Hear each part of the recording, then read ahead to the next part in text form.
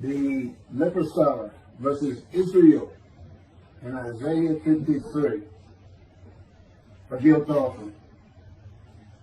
What it is the Messiah's name. The rabbis said his name is the leper scholar, as it is written, surely he hath borne our griefs and carried our sorrows, yet we did esteem him a leper, smitten of God and afflicted. And that's from the Sanhedrin 98, small case D. The belief that Isaiah 53 describes the Jewish people as the man Israel, that is often attributed to Rashi, is now the prevalent teaching on the subject. Rabbi Singer of Outreach Judaism is one of the most followed on the internet, and his analysis of Isaiah 53 being Israel. His analysis is very similar to Christians, in that he believes the animal atonement and worship laws of the Torah are to be applied to a man, to men actually, and women and children of the Holocaust.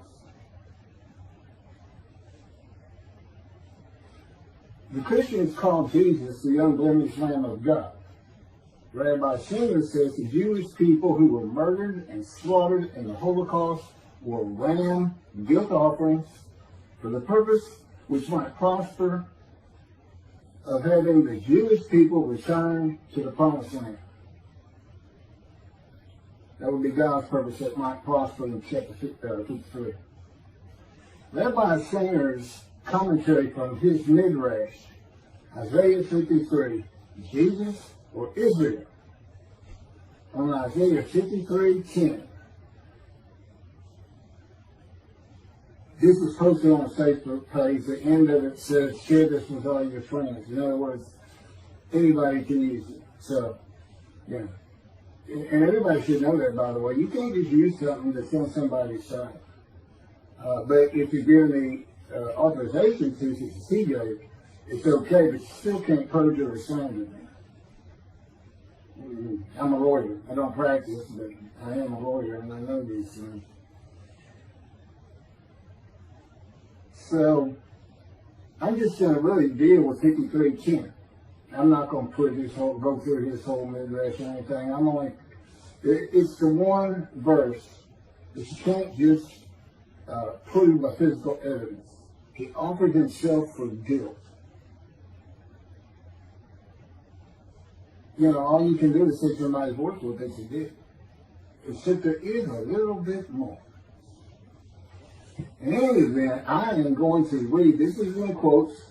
There's no, I didn't do anything, I didn't even make corrections with his background or anything. This is exactly as it is in his midrash in Isaiah 53 that he had posted on Facebook in his notes many years ago.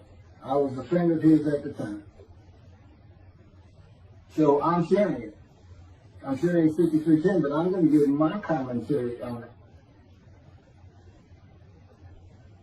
contrasting it with his commentary and the problems I see with that, which is not an unusual thing the Jews have always done, but in particular in the times of the Talmud, Rashi, Rambam, they were always writing about each other and what that person thought and this and that. So these, I'm going to read everything because it's in quotes, and I don't want someone say I misquoted something, because I'm not. So he starts out and he quotes himself, 53:10. Hashem desired to oppress him, and he afflicted him if his soul would acknowledge guilt. He would see offspring and live long days, and the desire of Hashem would succeed in his hand. Then he quotes 53:10 from the Jewish Publication Society. He doesn't say where the first one came from. I recognize it, but I don't know where it came from either. But the Lord chose to crush him by disease, that if he made himself an offering for guilt, he might see offspring and have long life, and that through him the Lord's purpose might prosper. this translation by the Jewish Publication Society of the Hebrew into English began in, I believe it's 1956, from scratch. They did use old texts from the Talmud era. The Old Testament of the Christians is from a retranslation, and then into English. And translations are tough enough as it is without going through two instead of just directly one. And the rabbis and scholars on language who were involved with that process for many, many years began with the Letter Codex, the oldest Hebrew translation of the Hebrew, not translation, the oldest Hebrew Bible written in Hebrew. It's and they translated it. It's one that's been used for hundreds of years.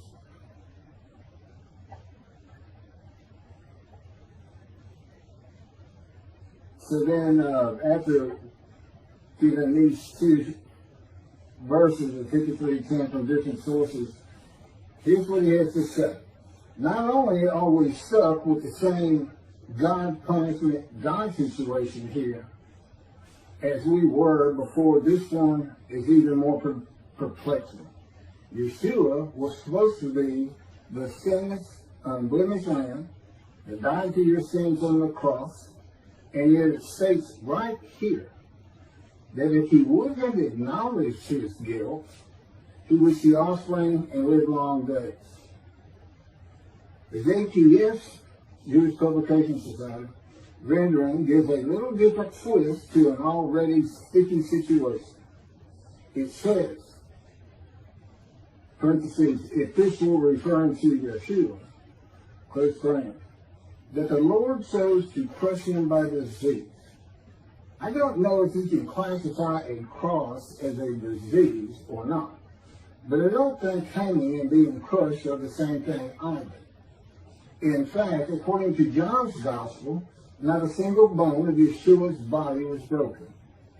Of course, this is stated so he could be equated with the Passover lamb, and John is the only one that compares Yeshua to the Passover lamb.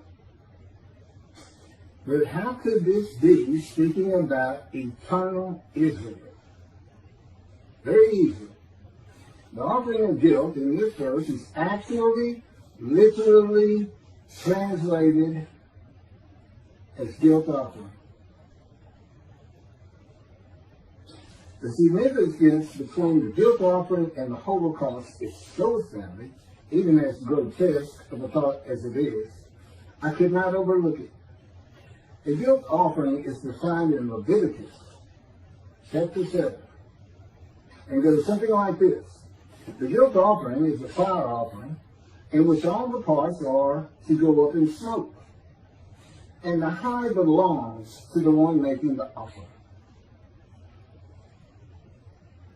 I mentioned before that during the Holocaust, Hitler not only burned Jews in the ovens of Auschwitz, but he also used their skins as lampshades and their hair as stuffing for pillows.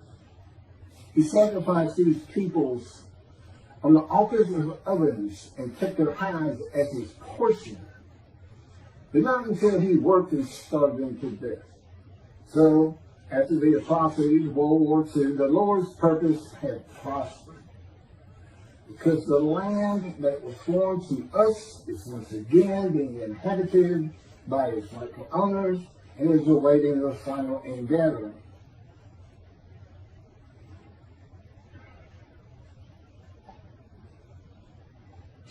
The guilt offering, that's it for the quotes. That's his commentary on verse 2. The guilt offering is a sacrifice made for unintentional transgressions. It was distinct from the biblical sin offering. The transgressor furnished an unblemished ram for sacrifice at the temple in Jerusalem, as well as in cases of sins against holy idols, theft, commission of fraud, or false oaths, with monetary compensation to the victims for their loss. Plus they mark up to 20% of the value to cover the priest's earnings.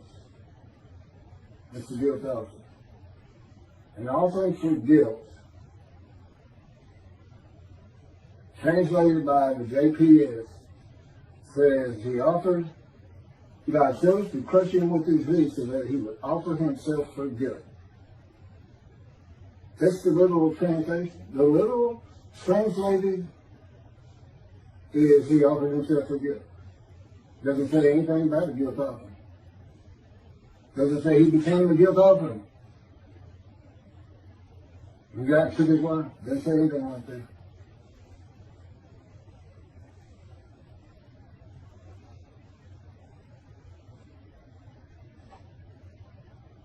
The Jewish people murdered in the Holocaust had not made any unintentional transgressions against Hitler and did not make monetary compensation to Hitler if they did. It is the people Israel that makes themselves an offering for guilt, and Rabbi single analysis, though he seems to be saying Hitler made a guilt offering to God of blemished rams. And these aren't this is an unblemished Lamb of God. The unblemished rams of God for guilt offering sacrifices. These are all just regular people. Everybody has some sins in their life. So they technically, if this is what happened, I really can't figure out what he's done here. But I do my best. I try to keep an open mind. But you can't offer an animal in any of the offerings that's blemished, defective, sick, disease. You can't offer them. God won't accept them.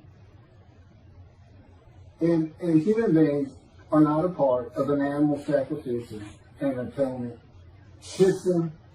System of running. Running what sin is. Running, it can cost you. You might have to give up your prized animal if you want to be forgiven by God.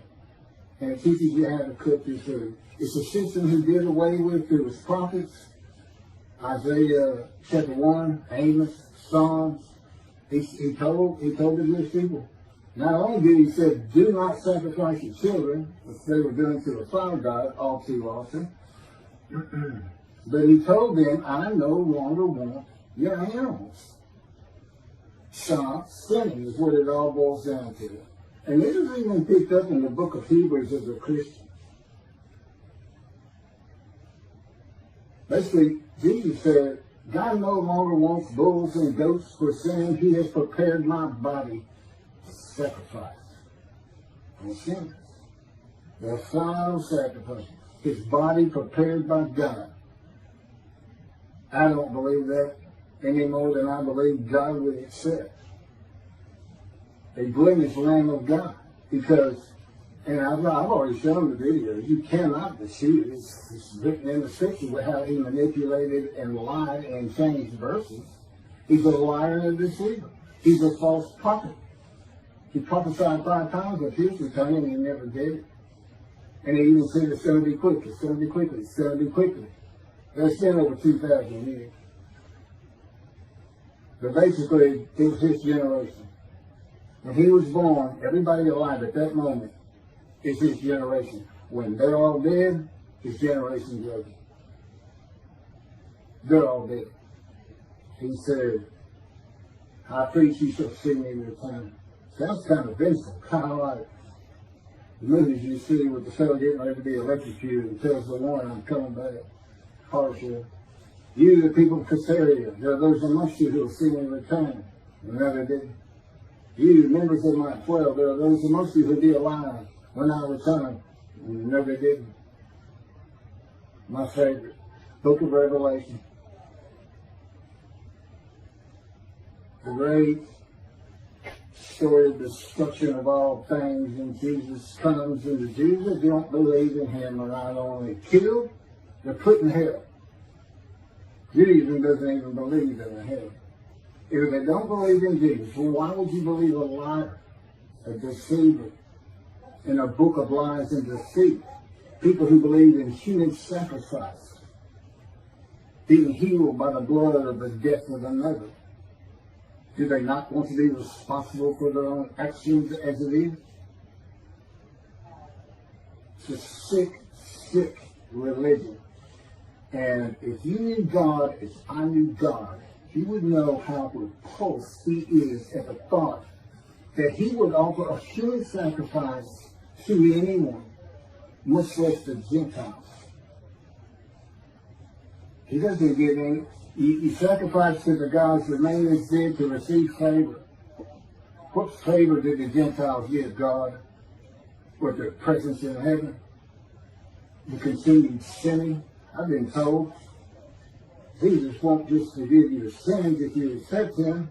He's going to forgive all the sins you make the rest of your life. Because he already knows you're going to do it. So he's forgiven you.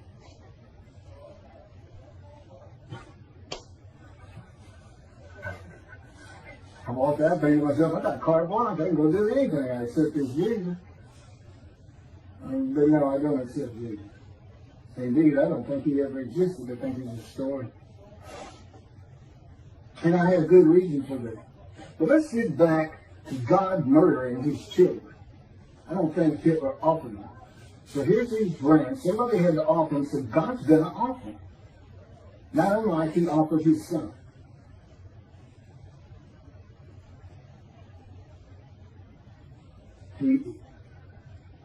There's no explaining. And I haven't even finished it. So, Hitler sacrificed these people on the altars of ovens. These ovens to get rid of bodies of fire and become altars. And took their hides as his portion. It's very interesting. Because in verse 11 of Isaiah 53, the righteous servant who makes the many righteous receives as his portion the many, and as his spoil the multitude. The reference is to the people he's making righteous, the many. Many will be made righteous. A righteous servant makes the many righteous. Your portion, the many. You keep your followers. Maybe you'll donate to your cause, giving God's temple really good. But I gotta wade through rabbis like this. And Jews for Judaism and Michael Skoback, who basically just ignores Ken. It's so simple. If you're going to use Israel as the man to be identified in Isaiah 53, who's supposed to be God's representative, like Moses in the day of the Lord, but if you're going to use them, you're going to have to use them as God used them with Moses. You gather every single one of them. They have to agree to a man. I want to know when all Jews got together as one and were plagued by God with disease and brought to grief with sickness, that they would offer themselves for guilt to God.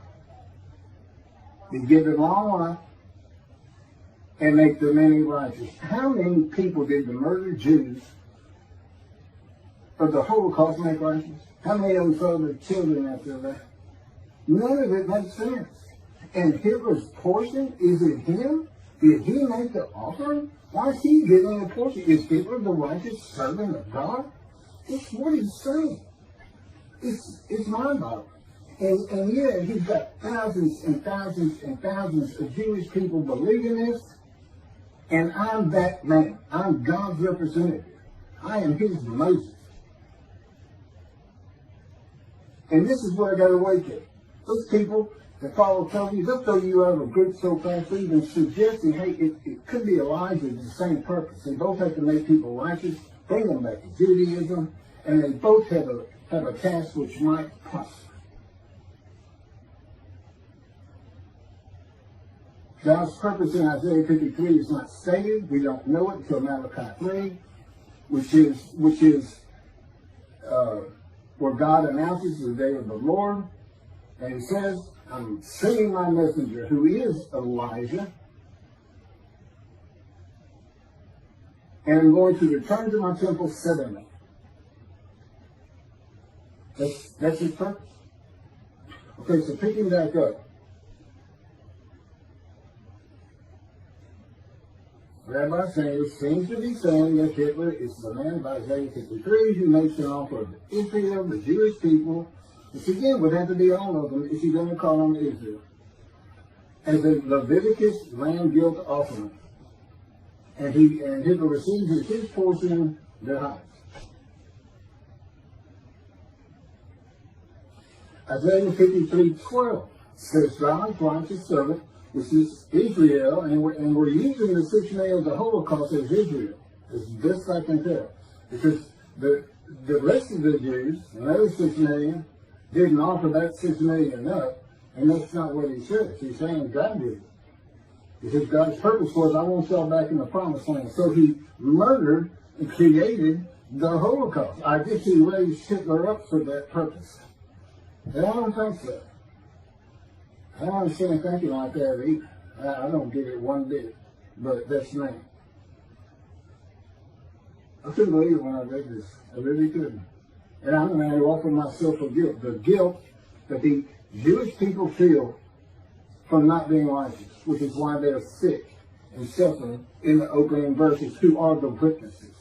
It's not kings, as everybody seems to think from chapter 52. There's a reason they're in quotes. And then God says, well, you got to be suitable for my purpose. And the purpose is I want you to go make these sinners, these people who are sick, emotionally sick, from being unrighteous, by being my righteous servant. That makes it any righteous. But you got to be made ready. And I have a process you're not going to believe. It's like getting a cadet ready to be a Marine or a Navy SEAL, except multiply that by about 10 million. It's in his power, and with me, he came to me in the womb to make certain that I lived a life of suffering, filled with disease and injuries, and there's many other things. It's in the book. He came to the womb of Jeremiah to make sure Jeremiah was a priestly, godly man. I was the exact opposite, an atheist for 50 years.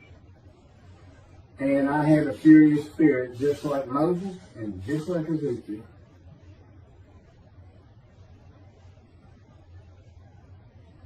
So, verse 12 of chapter 53 of Isaiah says, God's righteous servant is exposed to death. He is exposed to death by disease, from an affliction, by God. God chose the person with disease. Then he says, well, I'm going to reward him because he was exposed to death. It's a disease. It's a sickness that can kill you. With me, it was cancer. There's other diseases that can kill you. Skin cancer, colon cancer, lung cancer, untreatable lung cancer. And here is my proof that I offered myself for guilt. I said early on, there's no physical proof, but there's some indirect proof. I was told I had no more than a month or so to live, to be prepared to die, based on pictures of my lungs, each one. Doctor said, you see those? This is after colon cancer and chemotherapy for colon cancer. That should have killed me.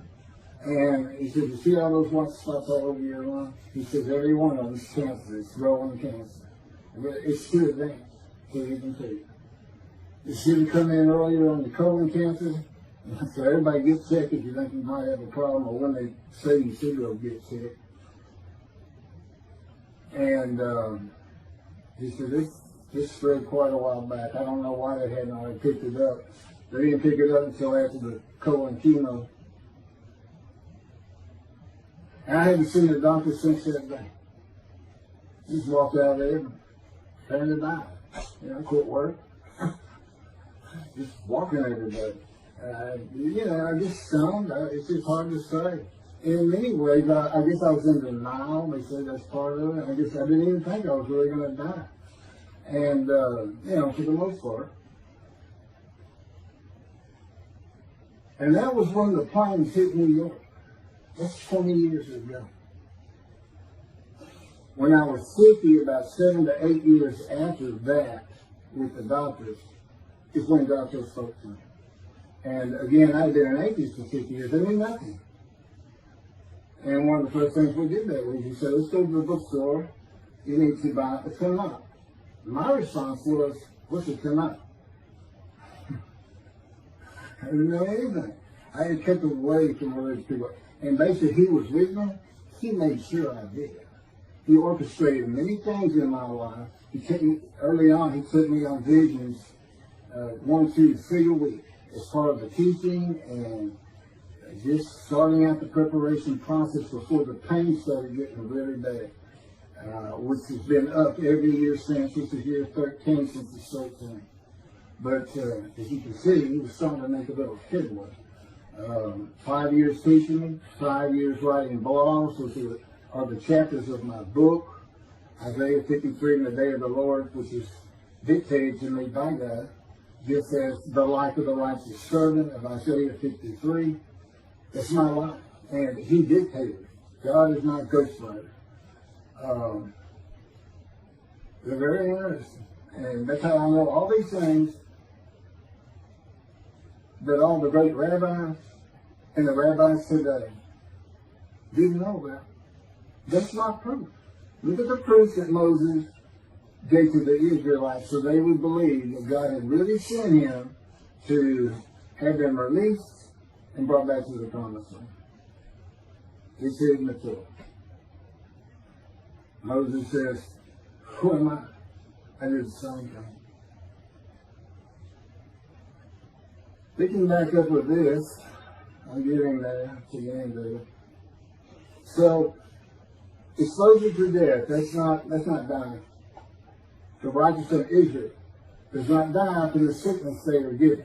Now, I don't know in the Holocaust when they were plagued with disease, if everybody had to be plagued before they were gassed and shot. I think the answer is no. I mean, and then to go out and teach this no more longer fits Isaiah 53, my man, the name instructs God. Because this is God's representative in the day of the Lord. And then it's so easy to find. Jeremiah, see a time is coming, the land blooms again. See it's after desolations. Go look at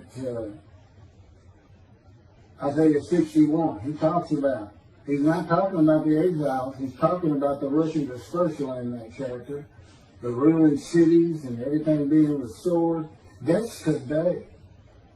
The temple era exiles that returned didn't do anything with the northern kingdom. It was inhabited by Gentiles. They didn't restore Israel. And I don't know, other than the temple, that they restored Jerusalem. But it's been restored today. See your time is coming. I'll make a new covenant with you. So there you have it. And the land blooms again, which simply put means the Jews will come back, and I'm going to come back. He's just waiting. I don't think he killed 6 million people. Murdering them was horrendous atrocity I've ever thought of. To make them come back, that's not him at all. God's like, he's like that old crusty dad that just says, I made all of this for you, this big branch. I did it all. I struggled and I've always dreamed of you taking it all over and continuing our name. And he looks up and his son is in a dapper suit with a suitcase and says, going to the city. And he repeats what I just said. And the son says, no, I don't really want it. No, I mean, it's a nice place, nice land. I know you like me to tend it for you and take care of you and exalt his name in doing so, making it beautiful, building him a new house if he needs one. But no, I don't go to the city, man. Now, I realize he's not getting pushed out by the Romans.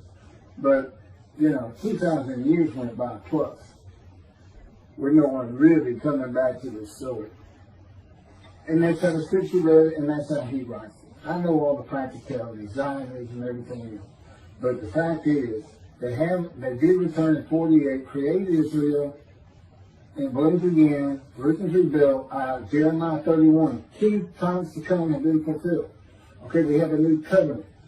There's only 2 covenants unfulfilled in the Hebrew Bible. The covenant of friendship that God grants when David, Moshiach, is here. In Malachi 3, the day of the Lord. The chapter of the day of the Lord.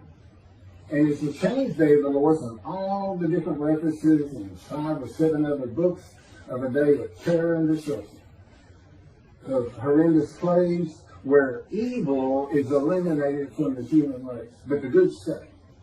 Okay, well that's never going to happen. That's not God's, that's just some story for antiquity, and even today. I mean, it's, you know, I watch zombie movies sometimes. Talking about the resurrection, or these I don't believe they did a resurrected. I have too much knowledge, science and medicine, and just plain common sense. That's not happening.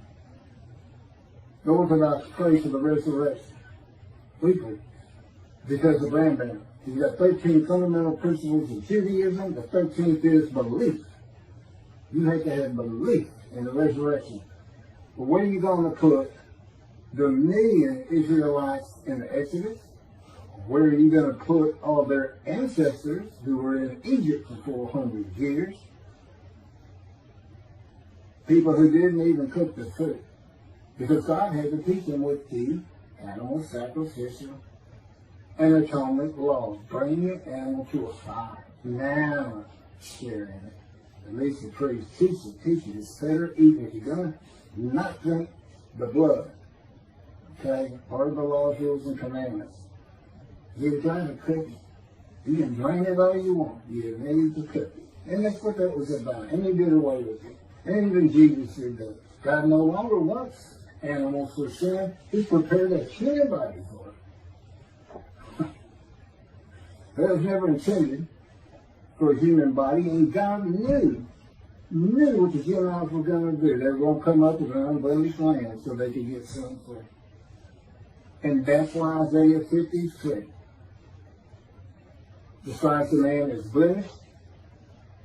And with defect, by some of the words, if you look up the definitions of the sin in it, serious injuries, it's an entire life of misery. I am the man of Isaiah 53, and that's every verse. My midrash will show you that. So you have all these things that I'm talking about. Of course, they're in the book. I am the exact opposite of Jesus Christ. I am the blemished, deceived prophet of God. I'm not a lamb. I'm a man. I can't be used for the human sacrifice system if anybody's thinking about it. Because I'm the righteous servant of God. They think, oh, that'd be a good sacrifice. That'd be good. What I want to see, now that we all know the Jews are the righteous servant of God, all of them. It's 7 million in Israel, 7 million in America, and I don't know how many millions in Europe and across the world. I'll just say, what do you mean? When are they going to make the world righteous? They say they're the righteous servant. When have they made the many righteous and a multitude as one man is here? It's so far from thing. It's just as far as Jesus Christ said.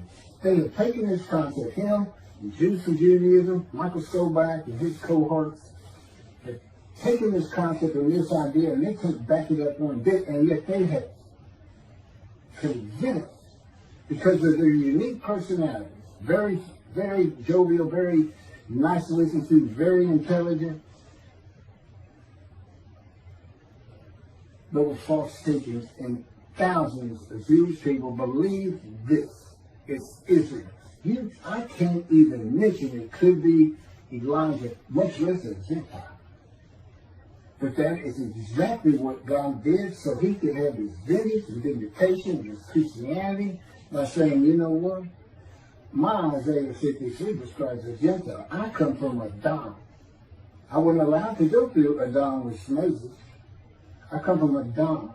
In the Talmud, that's Christianity. The Sal and Adam. I'm coming from Christianity, and he says in chapter 63, and of the peoples, that's his people, the Jewish people, none are with him. Comes with the Gentile. And it's for his vindication against the Christians because he knew what they were going to do. And Jesus is a Jew. He can't fit it. He's not from the stump of Jesse. He's from the failed ancestral tree. He can't be the man of chapter 11, the anointed, Moshiach, who is described in 53. He can't be him for so many reasons. His lies and deceit. Now maybe other rabbis who've seen these things, like the Zacharias riding the ass into Jerusalem, and he says, I'm going to be crucified there by the Gentiles. When you look it up, and he says, all the prophets like this have made. Well, there's 20 prophets in the Jewish Bible, and not one of them says it. What one does say is the Moshiach will ride ass into Jerusalem. Basically means he's going to be a humble man that doesn't have to be created by me. God's making sure Moses ended up being the most humble man on earth. And I know why. It's because of how God treats you. But I got too much of David that I have to show in the purposes that I have. My spirit is still furious. But the good thing is, I don't feel the fury inside. He can have me talk like this, like I'm furious, and I'm fine. This stuff, I won't even hardly remember saying anything. It's incredible. The stories I could tell people once this gets going, just sitting around there, for those who truly believe. And the evidence is overwhelming. Cannot believe it. It's really to tell me you didn't ever believe Moses. You and your ancestors would have died in Egypt. You would have gone, you'd have stayed. You can't use animal sacrifice for human beings. It's just mind-boggling. Absolutely mind-boggling. Okay, let me see where I'm at. I think I'm about done.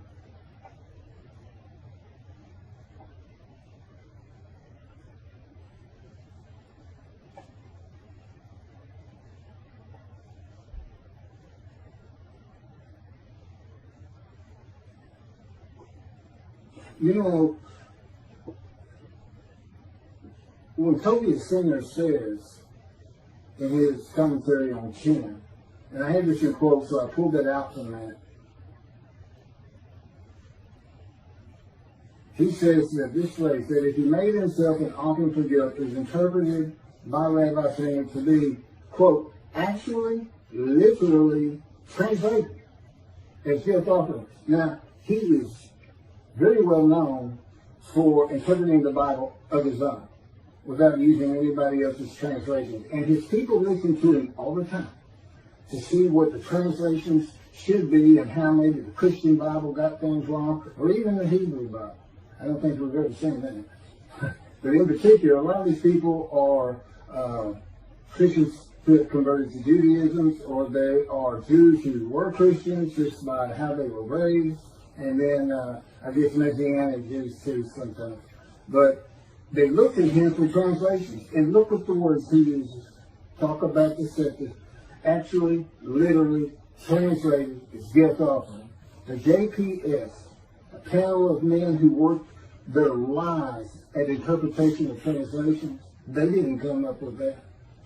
Rabbis from Orthodox, Conservative, Reform, and then linguistic experts from universities, well-esteemed, well-pedigreed. And they don't say it's actually literally a guilt offering. And that's what God's saying, so let's use his animal sacrificial system. And in Tovia's case, let's offer up 6 million Jews.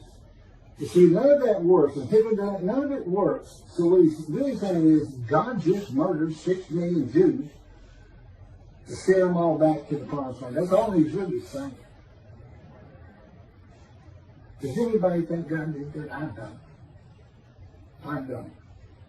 I don't even think, when he says he put a plague against them in antiquity, that he really did. I think the plague was just there, no different than the pandemic we're under. Well, much different, but that's just the way times were when he didn't have medicine. People didn't cook their food, and this and that, he would tell you. He said that I took credit for him to scare them. I had to scare these people to death. So it goes up to Moses. You go talk to him and come tell us what he says. We're all going to die. You feared God. But not today. Even Judaism is starting to get into the Christian thing of God wants a personal relationship with you. Well, you better go back to the mountain if you think that's true. That's not who he is. You're starting to associate him as a human being. That you want a relationship, that doesn't mean he does. That doesn't mean he doesn't want to do the things he says he's going to do for his creation. He's got a different perspective. He's not human. He is an entity, a being in existence that does have emotions, but he's got absolute knowledge and absolute power. He thinks it, puts it in a vision, he wills it to obey. There is a process which goes by with his elements of the unseen, primarily his power. You know, we have all this water on there, and Moses' name was pulled from watching this and that. Do you know that there's tiny microscopic particles of water, H2O, in outer space? He drew it with his power from the far corners of the universe to his planet. He decides everything, and that's just the way it is. And he doesn't care for the fact that the rabbis have decided to stay in antiquity in the Dark Ages. And anything those people came up with which fit their world, but can possibly fit our world, they need to change. He expected more of them. They dismissed. This is the record. I'm bringing it for him. That he orchestrates every single word from my mouth.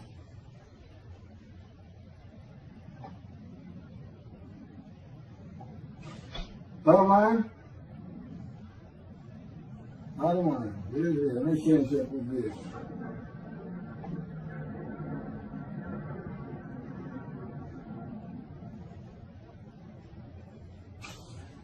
Who receives the long life? I want to know who receives the long life. Because it's not Hitler and it's not the victims of the Holocaust. Who receives the long life?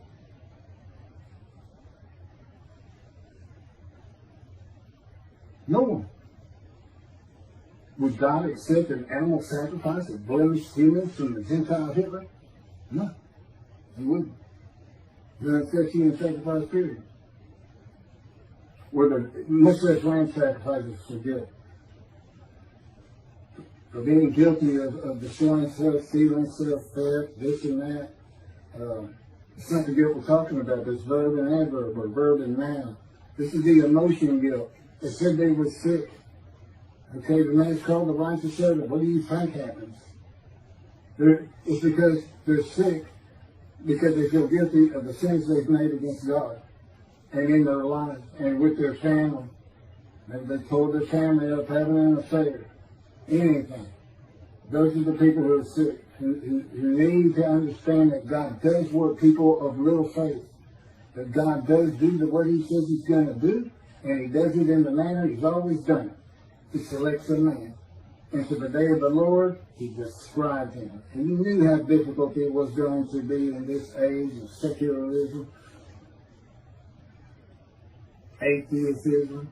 You know, taught me I'm an atheist. But he taught me up well. And after the 5 years of learning, the 5 years of writing, we had a little over a year to put the first book together, Isaiah 53 and the Day of the Lord. And then just recently, that was a year and a half or better ago. And then here just recently, he just all of a sudden had me write The Life of God's Righteous Servant, dictated it to me. And it didn't take 7 days to put it together. Although I'm still tinkering with it, changing things. Which makes me feel like I'm part of it. He does that for me. I always feel like I'm filled myself. Still make mistakes and errors, this and that. But when I'm dealing with his stuff, I don't ever worry about it. Because I know he's doing it perfectly as he wants it.